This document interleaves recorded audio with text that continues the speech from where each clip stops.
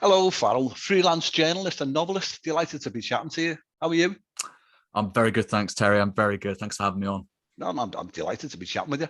So, besides writing, can you tell us a bit more about yourself? What do you do for hobbies outside of work? Is writing full time work for you?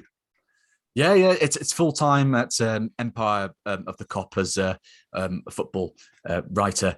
So I'm currently the senior Liverpool reporter for Empire of the Cop. Outside of that, I mean, obviously, I think writing is a big part of my life generally. Outside, I see you've got my first I like it. You like cover it. in the Yeah. background. It's I was going very to use the green, blue one. isn't it? I was going to use the blue one, but I thought you wouldn't see me with the shirt, so I went for the, Oh, went there for you the, go. the first novel. Yeah, no, I think the blue one is yeah, the blue one's probably definitely my favorite of the book covers. But yeah, beyond that, I'm very keen football fan. I've been a Liverpool fan all my life. It's enjoying it very much of late in the Yeah. Klopp era. Beyond that, I mean, I'm quite sort of generally sort of into sort of sports in general. I'm a big Formula One fan of I should say of late. I got into it via Drive to Survive, the Netflix series, which I'd absolutely highly recommend to anyone. It's a very good sort of gateway into the sport. It was a weird one because I was always that person that was, well, it's just cars driving around a track, isn't it? It's a bit boring. Yeah, that's what I But thought. once you sort of get into but you get into it and you sort of see the politics behind it. Yeah. You know, all the, because obviously you've got sort of the more sort of engineering, sort of how they make the cars, sort of competitively and that sort of thing, and then the internal sort of politics around in terms of the contracts with the drivers and whether the drivers sort of get along. I think having sort of looked at sort of comments from people like Max Verstappen, I think a lot of it is sort of perhaps overemphasized for the sake of the series, but it makes for an absolutely entertaining watch, and that sort of got me into sort of that sport. And beyond that, I've sort of massive reader and big fan of the fantasy genre in general. Okay. You're from Belgium originally. Your English is Yeah. perfect. You Yeah, thank you. multilingual. You speak French. Honestly, I was dreading this question, Oh, partly because I moved from Belgium from a young age. So I was 2 years old. Yeah. So I moved very hence my English. Yeah, so I spent much of my life in England. My mother speaks fluent French. Her English is superb, and it's the constant disappointment of the family that I can only speak one language. So yeah, it was one of those things. I think it was encouraged when I was younger. Yeah. But yeah, I know. Yeah, I think you know what kids are like. You know, you're sort of like, oh, I can't really be bothered with that sort of thing, and I sort of regret it now. Obviously, but that was my childhood. Did a little bit of research. You went to school in 4 different countries.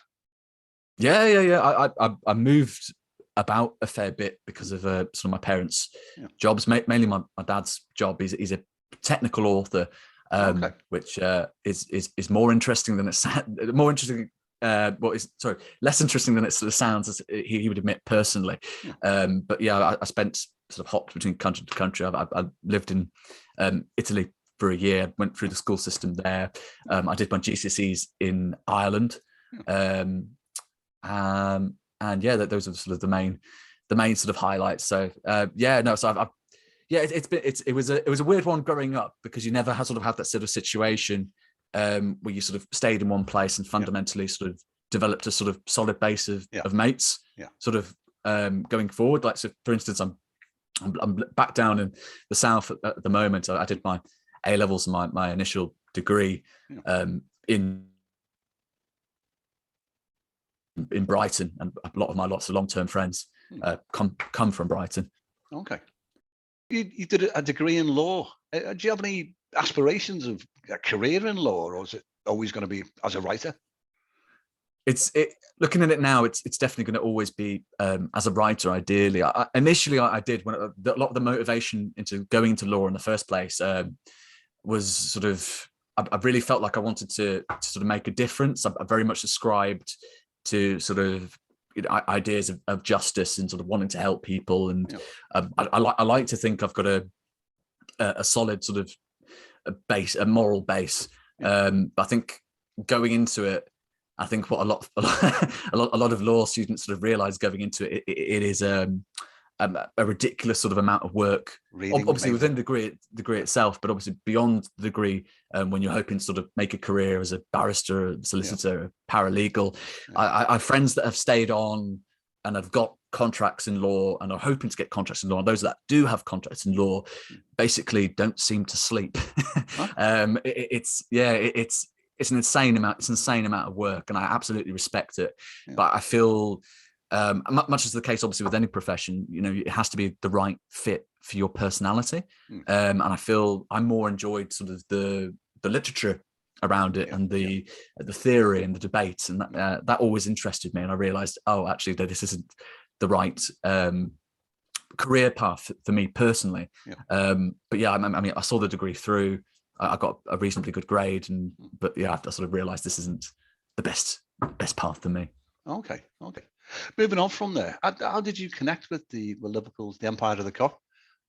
How did you get? Well, go on. Oh no, sorry. I'd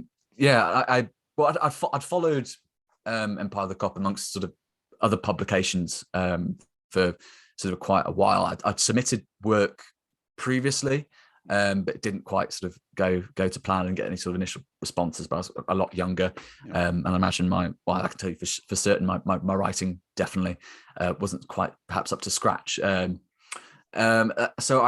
I was. So this was during lockdown. I'd come out of my master's degree, so I was living in Liverpool at the time with my girlfriend, and I sort of went back to the page and I thought, you know what, I'll have another crack at this, and I sent off a piece, didn't think anything of it, and then a short while after, Jordan Chamberlain, who's the current editor of Empire of the Cop, contacted me and said, I'm interested in what you've written, and basically, would you like to do a trial shift? And sort of we'll see, whether you're a good fit for the site. And I was like, yeah, of course, absolutely. Writing about Liverpool Football Club, yeah, 100%, sign me up. Yeah. So I did the trial shift. It went well. I imagine I'm here now. But that was it really. I think it was, and I've been in that role since that point. Okay, I've seen you. What I've seen of it is you've done a couple of like live podcasts live on Twitter. I was like, what's been your highlights from these podcasts? And has anything ever gone badly wrong? Any big mishaps live on air? Oof. Fortunately, I mean, one major mishap thankfully happened before we started doing the live versions of the podcast. I think I at one point my laptop's a bit of a dodgy beast at the best of times, but it's got to that point where I think I've worn out the battery. So if I sort of flick off the power cable, most laptops will just keep on running, but mine just turns off instantly. I'll be keeping an eye on it to make sure it doesn't happen whilst we're doing this. what makes it? Is it a Dell by any chance? It's a HP. It's a HP. It's just batteries on them things. Yeah, no. I think I've not been taking very good care of it. Okay. Sort of thing. I've had it for a few years now, but I think it's got to that point where it's wear and tear and a mix of my perhaps not best care of it. But yeah, no, I think we were mid recording a podcast, and I sort of nudged a wire, not quite so gently, and then it cut off, and then you have that sort of awful scramble where you're like, oh my god, how much of that did we lose? Thankfully, as I say, none live. I think, fingers crossed so it stays that way. Touch wood. Yeah, absolute touch wood. In terms of highlights, I think I'm sure plenty of people, I'm sure you feel the same way. I think it's what's been the biggest sort of pleasure I've sort of gained from it is sort of speaking to a broad range of people, and for the most part Liverpool fans. I think it's always a pleasure to get sort of people's different sort of viewpoints and talk to people, because I think for the most part a lot of Liverpool fans have a similar sort of value base.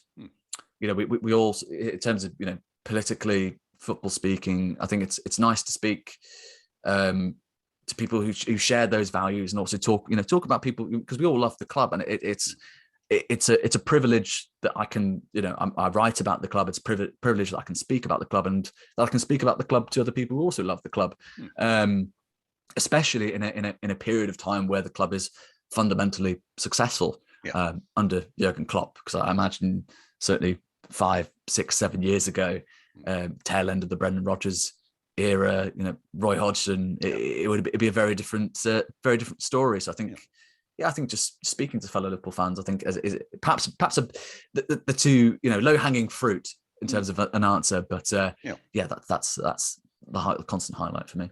It's got one of the largest Twitter accounts I've seen, for a football related.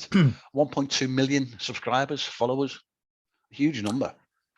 Oh yeah, absolutely. I think I was fortunate in the sense it had that following across socials before I arrived, and it's nice to see you post something and you have fans that are interested, and there's debate, and it's nice to get a sort of gauge of how supporters are generally feeling about issues and interact with them, because I think there's plenty of interesting sort of opinions, and obviously there's plenty that you might disagree with when it comes to sort of polarizing topics. But always great to see people sharing their viewpoints.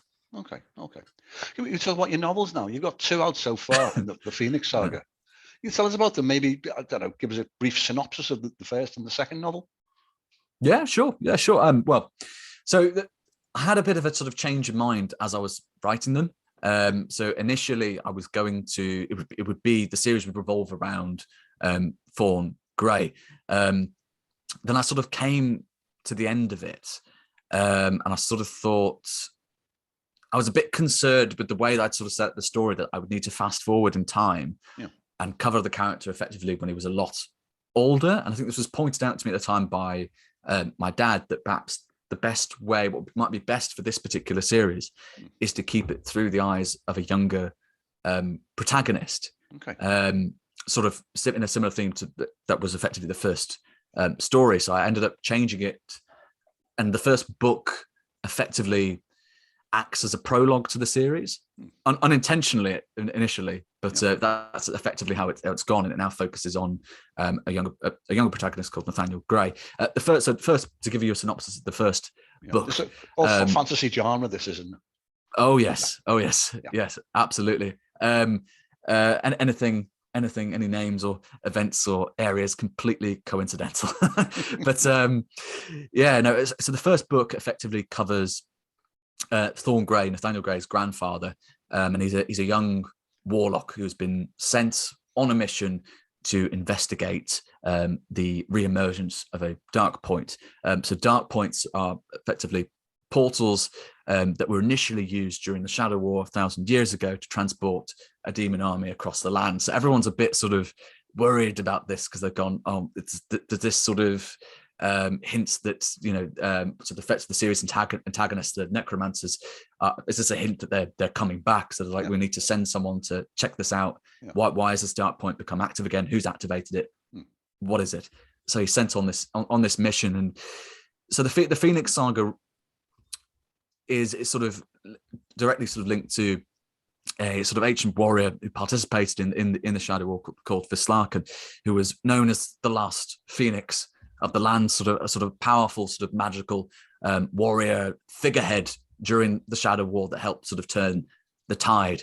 And so for Thorn Grey, a lot of this book is sort of a journey, sort of self-discovery of what his own sort of magical powers are, and of potential links to that sort of long lost warrior Vislarkan.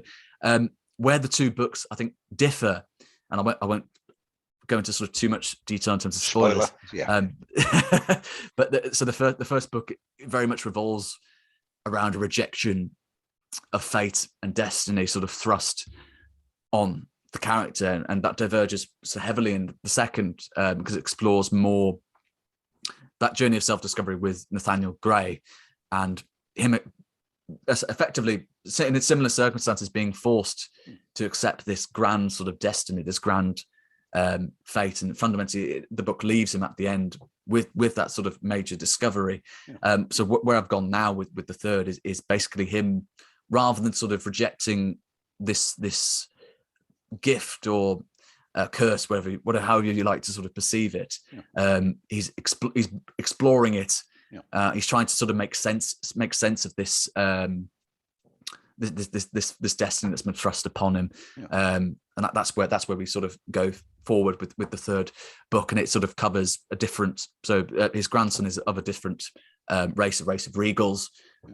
So I've got for instance, the race of Regals who occupy a city called Obsidia in the northern reaches of Horizon. They're very sort of proud individuals, very, very sort of stick up your ass kind of beings. But so and I sort of try and sort of look at, I felt like what perhaps might have been missing more from the first book was sort of application of sort of real life sort of conflict and sort of tensions, which I've tried to kind of reflect more in the second book and reflect those kind of tensions, because so the main sort of central sort of tension is between Regals and another race, Lycans, in the second book, and sort of the checkered shared history between the two races, which forms, which sort of envelops a lot of the plot. Okay. Yeah, it's a balance, isn't it? You've got to provide a teaser, to bring the reader in. You mentioned there you're working on the third book. Is that it? Is going to be a trilogy, or how many in the series do you have planned? Initially, I thought it was going to be a trilogy, to be completely honest. But as it's sort of gone on, I realised there's no possible way I can keep this to a trilogy without cutting some serious corners. So I've planned in my head roughly, I think it's going to end up being 6 books as a result of this. In terms of just generally where it's heading, I might be able to squeeze it into 5, but I think with these sort of things, you've just got to let them run and see where they take you. Okay. What's your writing routine? Do you use a notepad, jotting down ideas, and do you have like a set amount of words that you sort of try and target for each day, or is it just as it comes? How busy you are? A bit of all three. I think, I use my laptop a lot of the time for writing, but I think I have that sort of, I live very much in my head in terms of the general sort of pathway I'll take with a story and the general arc of a series. But, I think your head can only sort of take you so far before you end up going, I've got to write this down before I forget it. There's no worse feeling than you're like, oh, this is a fantastic idea. And then you wake up in the next morning, you're like, oh, what was it? What was I going to do with who dies? 3 o'clock in the morning normally, Oh god, yeah. No, honestly, I'll be up. So I'll have something, and I'll either go to my phone and put it in my notes section, or in a notepad. And my girlfriend will be like, "What are you doing at 3 o'clock in the morning?" I'm like, I had a great idea. Just roll with me on this. No. So a bit of all three. I think obviously because I'm a full-time reporter for sort of Empire, so it's more about sort of fitting time sort of amongst that. I think. I personally quite struggle with my general output in terms of how I feel about my general output. So if I feel I've not done enough words in the day, I think it can sort of impact me. I think I can be quite critical of myself. And I think my partner's been sort of quite helpful with this, because she's there's a book she's currently reading. I can't remember the author or the title, but basically it really emphasizes the importance of 1%. So effectively little contributions day to day, day after day, ultimately leading to you reaching your goal. So I think what I used to do is I'd be like, okay, I've got to write 1,000, 2,000, 3,000 words today. I've got to really push through this, and then burn myself out, and then I don't touch the damn thing in a week or two. Whereas what I try to do now is, I'll try and hit a general target of 500, 600 words a day. But if I only do 200 or 300, then I go, well, I've done that. That amount. Maybe I'll do more the next day. Maybe I'll do less the next day. But I'm doing something day after day after day, and then hopefully that will amount to a complete book by the end of it. But that's my general sort of philosophy around it that I'm trying to develop. Did you get a bit scared of like the word count? I remember working on my novel. I think I got to 30,000 words, and I was delighted, dancing around. I thought, I'm going to say, you're not even halfway through yet. I thought, well, that's taken me 10 years to get there. Oh God, yeah. No, I'm currently, I've hit the 60,000 mark on this third one. And I was like, I went to my partner. I was like, oh, look at this! I've hit 60,000. And in my head, I was like, oh my goodness, you've got so much more. You're not even halfway through this. I think my last 2 were roughly. I think my first was, I think just shy of 70,000. I might be wrong on that. 220 pages roughly. Yeah, and then the third one is about, no, sorry, the second one is about under 300. And I know I've already hit. I think I'm in the latter end of 200 with this one. I sort of feel, you get that feeling where you're like, I should probably wrap this up, but it just keeps wanting to go. And in my head, I'm like, I know where I initially wanted this to end, but now that I'm thinking about it, if I end it at that point, I'm going to have a Tolkien situation where someone's going to go to me and go, you cannot have, this is one book, you have to split this as 3. So I think, I've revised slightly where it's going to end, and I've sort of gone, right, I'll tack this extra bit onto the next one. And then this seems like a more natural place to end. But absolutely, the fear is unbelievable, and it creeps upon you, just randomly. I'm sure you feel the same. It's one of the pleasures of writing is the unexpectedness of it. You can't, I think there's no, as much as everyone wants to implement a process and have a way of doing things, the book almost sort of takes a life of its own, much in the same way as the characters. And you've got to, you are just a vessel through which it is. I say this, I conducted with the orchestra. Yes, absolutely. You're waving the baton, but absolutely, people are moving independently. I'm firmly convinced that I'm not even the one writing this. There's someone above with puppet strings, and I'm just merely the hands typing on the keyboard. But I think you get a feeling, and obviously the more you write, you get that feeling for what feels right and where to take something, and it's a beautiful and it's a scary thing at the same time. But I think that's what makes writing such a wonderful art. If that doesn't sound too pretentious. Not at all, no, not at all. No. Can I ask, well, it may sound like a dumb question, probably is, but with you being a full-time writer, do you think that helps massively with your edits? You know instinctively, are you rewriting constantly, or would you get it sort of nearly there first time?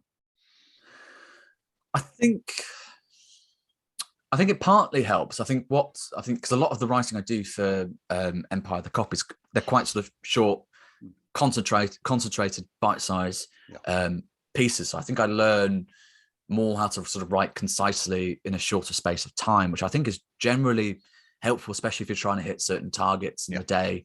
I think it can also be a bit of a barrier, because I think as well, if that's your job, you can almost sort of go to the end of the day and go, right, I should probably do some writing, but then you're also like, well, I've worked however many hours doing it. I'm a bit sick of seeing a screen. So I think what I'm trying to do is sort of get up earlier, do some writing before, when you still have that sort of buzz in the morning, as it were, for it.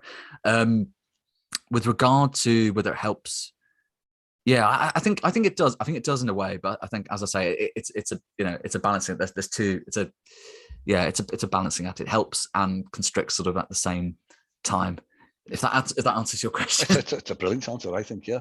Can I ask you about your publisher? Are you self-published, or are you with a traditional publisher? I'm self-published. Okay. As things stand, but if anyone's listening, I would be very interested. Is there a reason for that? Okay. Yeah. I mean, in terms of reason, I think there's I suppose circumstance, but I mean, when I initially wrote the first book, the first book has sort of been an ongoing project since I was a very young child. Initially had that sort of interest in writing. So the actual, interestingly, the end of the first book is based entirely around a short story I wrote when I was about, I want to say 11 or 12. And then, so I initially wrote this short story, didn't touch it for ages. And then it ended up being melded into my overall, what was effectively Fawn Grey and the City of Darkness. So a lot of, and I initially tried to sort of send that out to publishers. I didn't get much in the way of responses back. I think I've got a couple of nice replies, but a lot of it was sort of no. Normal routine. Yeah, not very normal. Yeah. So I was sort of like, I went, you know what? I'd just like to send this out anyway. And so I sent that out. I've done the same with my second. So I tried again through traditional sort of publishers. Didn't have much luck. And so I went the sort of indie route. But yeah, no, I think a lot. At the moment, I'm sort of quite inspired by another self-published author. I don't know if you're familiar with Will White. I believe it. Yeah, he's an American.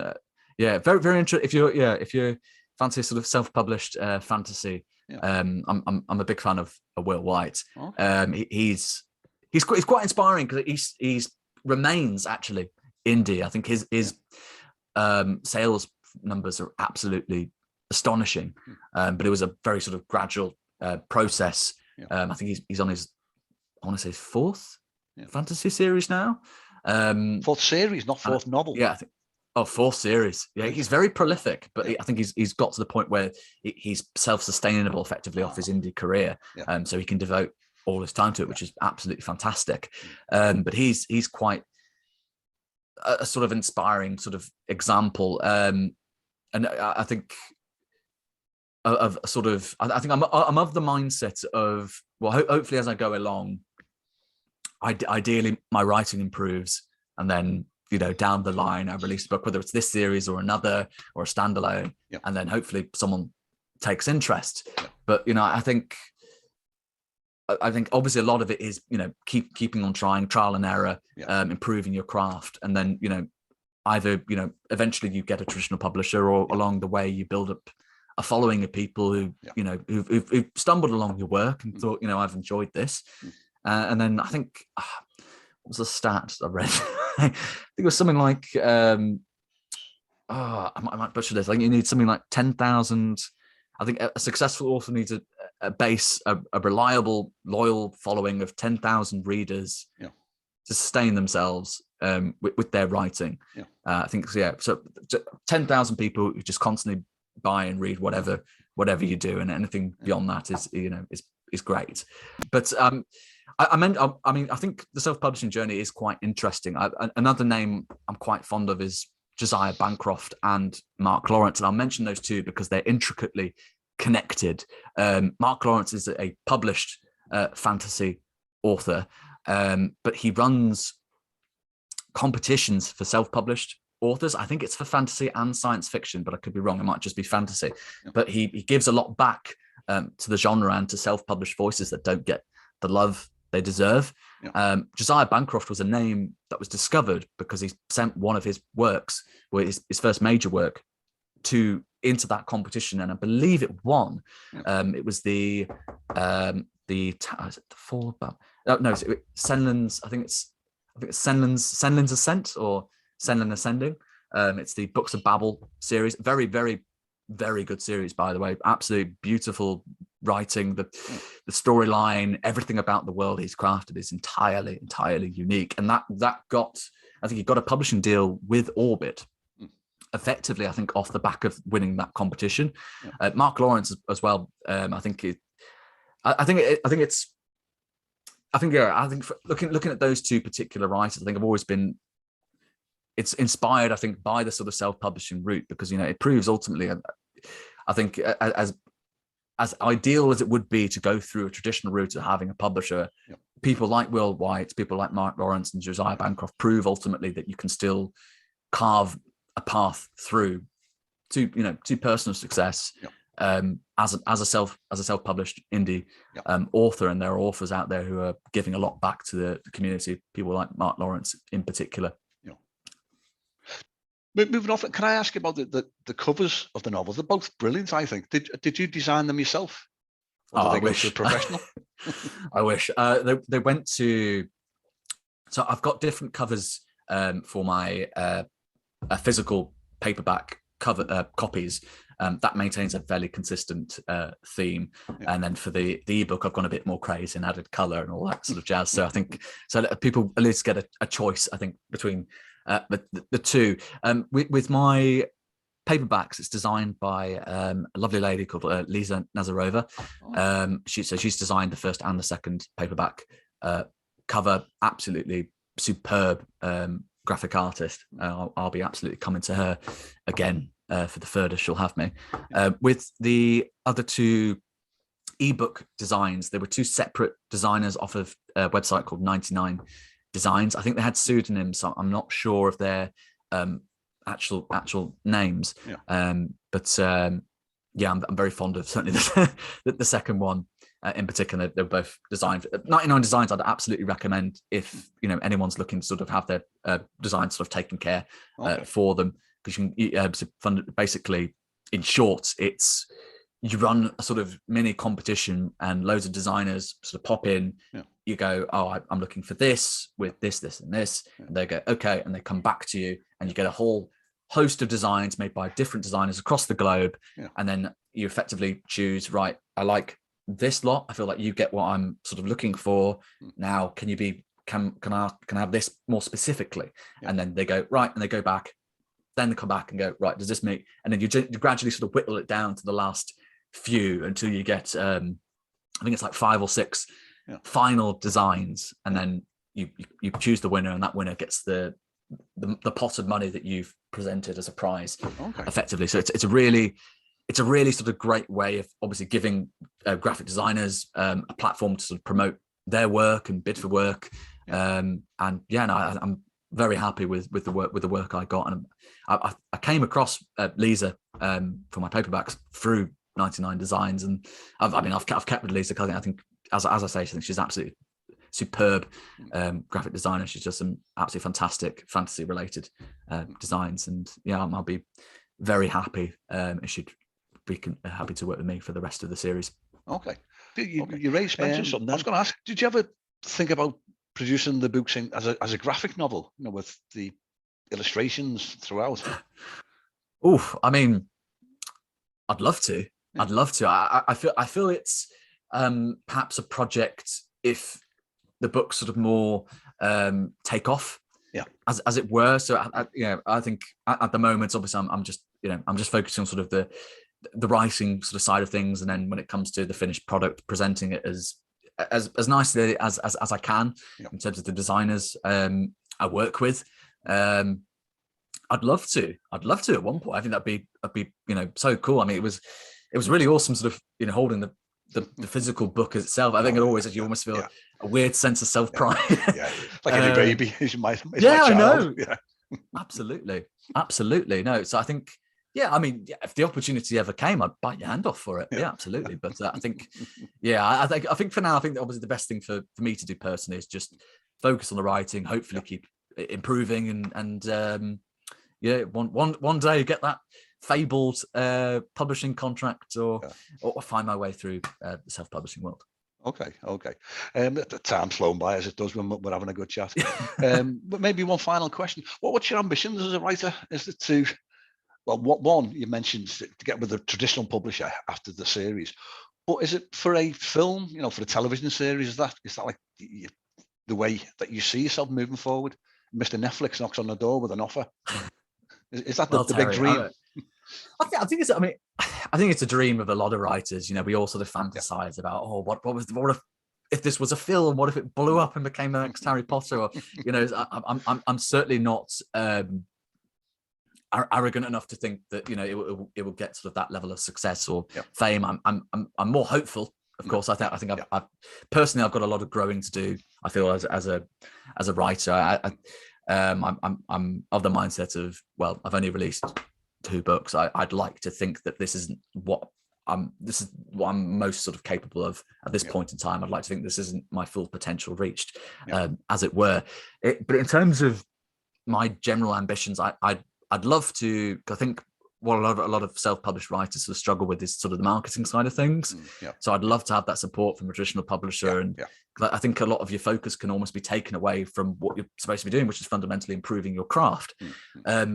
One really big ambition that I have, and I've sort of briefly alluded to it before we talk about Mark Lawrence and Josiah Bancroft, is however I carve a path, hopefully if I do carve a path to being able to make this a successful career that I can survive off of effectively, I would really love to sort of give back to the community of self-publisher. I think I really genuinely wholeheartedly believe in that sort of, in that side of things. I know, having read some self-published work, there are some absolutely fantastic voices out of there that simply do not get the doesn't get anywhere near close the recognition it deserves. The fact that Josiah Bancroft was forced, I mean, I'm sure he's fine now given how it turned out, it being in part of the competition, but the fact that, you know, it does take initiatives like that to get voices recognized. It astounds me. I genuinely,